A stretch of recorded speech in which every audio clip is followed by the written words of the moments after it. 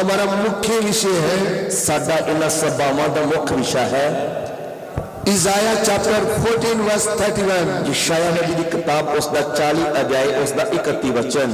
यशायाह की पुस्तक उसका 40 अध्याय उसका 31 वचन। यशायाह नबी की किताब उसका 40 अध्याय उसका 31 वचन।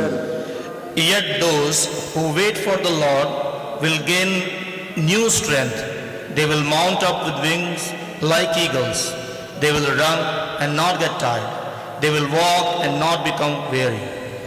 पर यहोवा दे उडीकन वाले नवे सिरों बल पाउणगे, ओ काबा वांगू खंभा उत्ते उड्डणगे, ओ दौड़णगे ते ना थकणगे, ओ फिरनगे और हुस्सणगे नहीं। परंतु जो यहोवा की बाट जोहते हैं वे नया बल प्राप्त करते जाएंगे।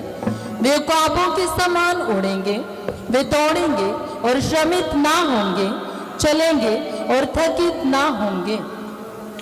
प्रभु रात के समय में भी आपका धन्यवाद। प्रभु रात के समय में ਅਸੀਂ ਤੁਹਾਡਾ ਧੰਨਵਾਦ ਕਰਦੇ ਹਾਂ। आपके पवित्र वचन हमारे मुंह में डाल दो। ਤੁਸੀਂ ਆਪਣੇ ਪਵਿੱਤਰ ਵਚਨਾਂ ਨੂੰ ਸਾਡੇ ਮੂੰਹ ਦੇ ਵਿੱਚ ਪਾਓ। जितने भी भाई बहन वचन सुन रहे हैं उनको तेरे वचन से आशीष दो। ਜਿੰਨੇ ਵੀ ਭੈਣ ਭਾਈ ਮਨ ਲਾ ਕੇ ਤੁਹਾਡੇ ਵਚਨਾਂ ਨੂੰ ਸੁਣ ਰਹੇ ਹਨ ਉਹਨਾਂ ਨੂੰ ਵਚਨ ਦੇ ਦੁਆਰਾ ਆਸ਼ੀਸ਼ ਦਿਓ। प्रभु आज रात आपका नाम हमारे बीच में महिमा पाए। प्रभु आज रात ਤੁਹਾਡਾ ਪਵਿੱਤਰ ਨਾਮ ਸਾਡੇ ਵਿੱਚ ਮਹਿਮਾ ਪਾਵੇ। पिता सब रुकावटों जो भी वचन में रुकावट पड़ रही है प्रभु यीशु मसीह के नाम से सब रुकावटें दूर हट जाए। जो भी वचन सिखण ਦੇ ਵਿੱਚ ਰੁਕਾਵਟਾਂ ਪੈ ਰਹੀਆਂ ਹਨ ਯीशु मसीह ਦੇ ਨਾਮ ਦੇ ਵਿੱਚ दूर हट जाਣ। हे पिता, हे पिता आप हमारी सहायता करें। ਤੁਸੀਂ ਸਾਡੀ ਸਹਾਇਤਾ ਕਰੋ। हमारी विनती को ग्रहण करें। ਸਾਡੀ ਬੇਨਤੀ ਨੂੰ ਕਬੂਲ ਕਰੋ। यीशु मसीह के पवित्र नाम से मांगते हैं। ਯीशु मसीह ਦੇ ਪਵਿੱਤਰ ਨਾਮ ਵਿੱਚ ਮੰਗਦੇ ਹਾਂ। आमीन। आमीन। हम दो बातों के ऊपर ध्यान दे रहे हैं। ਅਸੀਂ ਦੋ ਗੱਲਾਂ ਤੇ ਧਿਆਨ ਦੇ ਰਹੇ ਹਾਂ। जो यहोवा की बाट जोहते हैं ਜੋ ਯਹੋਵਾ ਨੂੰ ਉਡੀਕਦੇ ਹਨ वह नए सिरे से बल प्राप्त करते जाएंगे। ਉਹ ਨਵੇਂ ਸਿਰੋਂ ਬਲ ਪਾਉਣਗੇ। उकाबों के समान उड़ेंगे। ਉਹ ਉਕਾਬਾਂ ਵਾਂਗੂ ਉੱਡਣਗੇ। दो बातों के ऊपर हम वचन सीख रहे हैं। ਅਸੀਂ ਦੋ ਗੱਲਾਂ ਤੇ ਹੀ ਵਚਨ ਸਿੱਖ ਰਹੇ ਹਾਂ। नए सिरे से बल पाना ਨਵੇਂ ਸਿਰੇ ਤੋਂ ਬਲ ਪਾਉਣਾ और उकाब के जैसे उड़ना। ਔਰ ਉਕਾਬ ਦੀ ਤਰ੍ਹਾਂ ਉੱਡਣਾ। हम इस उकाब के जीवन को लेकर ਅਸੀਂ ਉਕਾਬ ਦੇ ਜੀਵਨ ਨੂੰ ਲੈ ਕੇ दाऊद राजा का जीवन देख रहे थे। दाऊद राजे ਦੇ ਜੀਵਨ ਬਾਰੇ ਦੇਖ ਰਹੇ ਸੀ। फिर उसके बाद हमने शिमशून के जीवन को देखा। ਉਸ ਤੋਂ ਬਾਅਦ ਆਪਾਂ ਸ਼ਮਸ਼ੂਨ ਦੇ ਜੀਵਨ ਨੂੰ ਵੇਖਿਆ। आज रात हम मूसा के जीवन को देख रहे हैं। ਅੱਜ ਰਾਤ ਆਪਾਂ ਮੂਸਾ ਦੇ ਜੀਵਨ ਬਾਰੇ ਦੇਖਣ ਜਾ ਰਹੇ ਹਾਂ। The life of Moses. मूसा ਦੇ ਜੀਵਨ ਬਾਰੇ ਦੇਖਣ ਲਈ ਜਾ ਰਹੇ ਹਾਂ। सो मूसा का जीवन, मूसा का जीवन हम एक ऐप पढ़ेंगे प्रभु के वचन से। परमेश्वर के वचन के विचों आपा एक आयत पढ़ांगे। अब्रानियों की पत्री उसका 11 अध्याय उसका 24 वचन। इब्रानियों की पत्री 11 अध्याय उसका 24 वचन। Hebrew chapter 24 verse 11।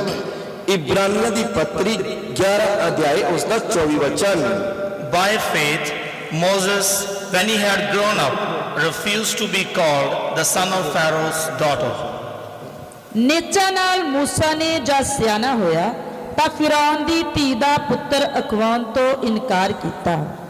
Hebrew chapter 11 verse 24। विश्वास ही से मूसा ने सियाना होकर फिरौन की बेटी का पुत्र कहलाने से इनकार किया। देखिए यहां भी लिखा मूसा सियाना हो गया। इत्थे लिखा है कि मूसा जब सियाना हो गया। सियाने का मतलब, सियाने का मतलब जवान हो गया पूरी जवानी में। जदों वो पूरा जवान हो गया, पूरी जवानी में आया, वो पूरी जवानी दे विच आया। आज 60 साल अगर एज है तो 20 साल में जवानी में आएगा। जेकर आज 60 साल उम्र है तो वो व्यक्ति 20 साल की उम्र में जवानी दे विच आएगा। लेकिन 120 साल है तो 40 साल का जवान है। ते जेकर उम्र 120 साल है तो 40 साल का जवान है। तो मूसा जब वो 40 साल का हुआ मूसा जब 40 वरियां दा होया तब जवान था। तब वो जवान सी। ध्यान से सुनना, ध्यान दे के सुनिए।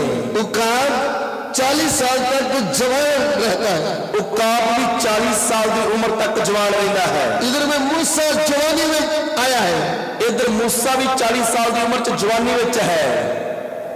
अभी उसके साथ हम पढ़ेंगे निर्गमन की पुस्तक, इसके नाल नाल आपां पढ़ांगे कूच दी किताब, उसका 2 अध्याय, उसका 11 और 12, उसका 2 अध्याय, उसका 11-12 वचन। Exodus chapter 2 verse 11-12। कूच दी किताब 2 अध्याय, उसका 11 और 12 वचन। Now it came about in those days Now it came about in those days when Moses had grown up, that he went out to his brethren and looked on their hard labors, and he saw an Egyptian beating a Hebrew, one of his brethren. So he looked this way and that, and when he saw there was no one around, he struck down the Egyptian and hid him in the sand. ਫਿਰ ਐਂ ਹੋਇਆ ਕਿ ਉਹਨਾਂ ਦਿਨਾਂ ਵਿੱਚ ਜਦ ਮੂਸਾ ਵੱਡਾ ਹੋਇਆ ਤਾਂ ਉਸ ਆਪਣੇ ਭਰਾਵਾਂ ਕੋਲ ਬਾਹਰ ਜਾ ਕੇ ਉਹਨਾਂ ਦੇ ਭਾਰਾਂ ਨੂੰ ਡਿੱਠਾ, ਔਰ ਉਸਨੇ ਇੱਕ ਮਿਸਰੀ ਨੂੰ ਵੇਖਿਆ ਜੋ ਉਸਦੇ ਭਰਾਵਾਂ ਵਿੱਚੋਂ ਇੱਕ ਇਬਰਾਨੀ ਨੂੰ ਮਾਰ ਰਿਹਾ ਸੀ। ਉਸਨੇ ਇੱਧਰ ਉੱਧਰ ਝਾਤੀ ਮਾਰੀ ਅਤੇ ਜਾ ਵੇਖਿਆ ਭਈ ਕੋਈ ਹੋਰ ਹੈ ਨਹੀਂ ਹੈ, ਤਾਂ ਉਸਨੇ ਉਸ ਮਿਸਰੀ ਨੂੰ ਮਾਰ ਸੁੱਟਿਆ ਅਤੇ ਰੇਤ ਵਿੱਚ ਲੁਕਾ ਦਿੱਤਾ। ऐसा हुआ कि जब मूसा जवान हुआ और बाहर अपने भाई बंधुओं के पास जाकर उनके दुखों पर दृष्टि करके करने लगा, तब उसने देखा कि एक मिस्री जन उसके एक इब्री भाई को मार रहा है। उसने इधर उधर देखा कि कोई नहीं है, तो उस मिस्री को मार डाला और बालू में छिपा दिया। इधर में हम आपको थोड़ा क्लियर बात समझाना चाहते हैं। इधर असी तुहानू कुछ होर भी गल्लां चंगी तरह समझाउणा चाहुंदे हां। मूसा का जो बचपन और जवान होना, मिस्र में रहकर वो समय 40 साल है। मूसा का बचपन और जवान होने का समा जिन्नी देर तक वो मिस्र में रहा वो 40 साल है। उसके लिए हम प्रेरितों के काम उसका 7 अध्याय, उसका 23 वचन, प्रेरितों के काम 7 का 23, रसूलां दे करतब 7 अध्याय उसका 23 वचन पढ़ांगे। एक्ट्स चैप्टर 7 वर्स 23, रसूलां दे करतब 7 अध्याय उसका 23 वचन। But when he was approaching the age of 40, it entered his mind to visit his brethren and sons of Israel. ਜਦੋਂ ਪੂਰਿਆਂ 40 ਵਰਿਆਂ ਦਾ ਹੋਣ ਲੱਗਾ ਤਦ ਉਹਦੇ ਮਨ ਵਿੱਚ ਆਇਆ ਭਈ ਮੈਂ ਜਾ ਕੇ ਆਪਣੇ ਭਾਈ ਇਸਰਾਇਲੀਆਂ ਦੀ ਖਬਰ ਲਵਾਂ। जब वह 40 वर्ष का हुआ तो उसके मन में आया कि मैं अपने इस्राएली भाइयों से भेंट करूं। अभी आपको समझ में आया, अभी जवान है वो। हुण तुहानू समझ लगी कि मूसा 40 साल का जवान है। 40 साल का यंग जवान है, 40 साल का जवान है। अभी वो कैसे उड़ रहा है? हुण किवें उड़ रहा है? जैसे उकाब जवानी में उड़ता है, जिवें उकाब जवानी दे विच उड़दा है। जैसे उकाब अपने पांव के ऊपर बल समझते हुए शिकार को झपट मारता है, जिवें उकाब अपने पैरों ते घमंड करते हुए अपने शिकार के उत्ते झपट्टा मारता है, ऐसा मूसा के जीवन में भी एक बात आया। इसी तरह मूसा के जीवन दे विच एक गल आई। उन्होंने जाकर मिस्र में अपने भाइयों की सुधी ली। मूसा ने जाके मिस्र दे विच अपने इस्राएली भरावां दी खबर लई। वो कितनी मुश्किल से ईंट का काम कर रहे थे। उहदे इस्राएली भरा बहुत मुश्किल दे नाल ईंटां दा काम कर रहे सी। यदि आपने वचन को पढ़ा है, आप लोग जानते हैं कि मूसा इस्राएलियों का ही बेटा था। जेकर तुसी वचन नूं ध्यान दे के पढ़िया है, सिक्ख्या है, तो तुहानूं पता है कि मूसा इस्राएलियों का पुत्र सी। मूसा की कहानी बहुत लंबी है। मूसा की कहानी बहुत लंबी है। मूसा के समय में बहुत खतरे के दिन चल रहे थे जब उनका जन्म हुआ। ਜਦੋਂ मूसा ਦਾ ਜਨਮ ਹੋਇਆ ਉਸ ਵਕਤ ਬਹੁਤ ਹੀ ਖਤਰੇ ਦੇ ਦਿਨ ਚੱਲ ਰਹੇ ਸੀ। उनके मम्मी पापा मिस्र में गुलाम थे। ਉਹਦਾ ਮਾਂ-ਬਾਪ ਮਿਸਰ ਦੇ ਵਿੱਚ ਗੁਲਾਮ ਸੀ। उनसे जबरदस्ती से भट्टे की ईंट का काम करवाया जाता था। ਉਹਨਾਂ ਦੇ ਕੋਲੋਂ ਧੱਕੇ ਦੇ ਨਾਲ ਜ਼ੋਰ ਜ਼ਬਰਦਸਤੀ ਦੇ ਨਾਲ ਇੱਟਾਂ ਦਾ ਕੰਮ ਕਰਵਾਇਆ ਜਾਂਦਾ ਸੀ। अगर नहीं काम करेंगे तो उनको कोड़ने पड़ते थे, ਜੇਕਰ ਕੰਮ ਨਹੀਂ ਕਰਨਗੇ ਤਾਂ ਉਹਨਾਂ ਦੇ ਕੋੜੇ ਮਾਰੇ ਜਾਣਗੇ, मारते थे। ਮਾਰਦੇ ਸੀ। इसलिए उधर में एक राजा का कानून था, ਉਧਰ ਦੇ ਰਾਜੇ ਦਾ ਇਹ ਕਾਨੂੰਨ ਸੀ, बेटी होगी तो उसको जिंदा रखना है, बेटा होगा तो उसको पानी में बहाकर मारना है। ਜੇਕਰ ਘਰ ਦੇ ਵਿੱਚ ਬੇਟੀ ਨੇ ਜਨਮ ਲਿਆ ਤਾਂ ਉਹਨੂੰ ਜਿਉਂਦਾ ਰੱਖਣਾ ਹੈ, ਪਰ ਜੇਕਰ ਬੇਟੇ ਨੇ ਜਨਮ ਲੈ ਲਿਆ ਤਾਂ ਉਸ ਨੂੰ ਪਾਣੀ ਦੇ ਵਿੱਚ ਵਹਾ ਕੇ ਮਾਰ ਦੇਣਾ ਹੈ। बहुत दुखी लोग थे इस्राएली लोग। ਇਸਰਾਈਲੀ ਲੋਕ ਮਿਸਰ ਦੇ ਵਿੱਚ ਬਹੁਤ ਦੁਖੀ ਸੀ। पंजाब में, हिंदुस्तान में एक बीमारी फैला है जो गुप्त बीमारी है। ਪੰਜਾਬ ਦੇ ਵਿੱਚ, ਹਿੰਦੁਸਤਾਨ ਦੇ ਵਿੱਚ ਇੱਕ ਬਿਮਾਰੀ ਫੈਲੀ ਹੈ ਜੋ ਗੁਪਤ ਬਿਮਾਰੀ ਹੈ। वो ये गुप्त बीमारी थी ਉਹ ਗੁਪਤ ਬਿਮਾਰੀ ਇਹ ਸੀ कि अगर आपने अल्ट्रासाउंड करा दिया, पता चल गया बेटी है, तो खत्म कर देंगे।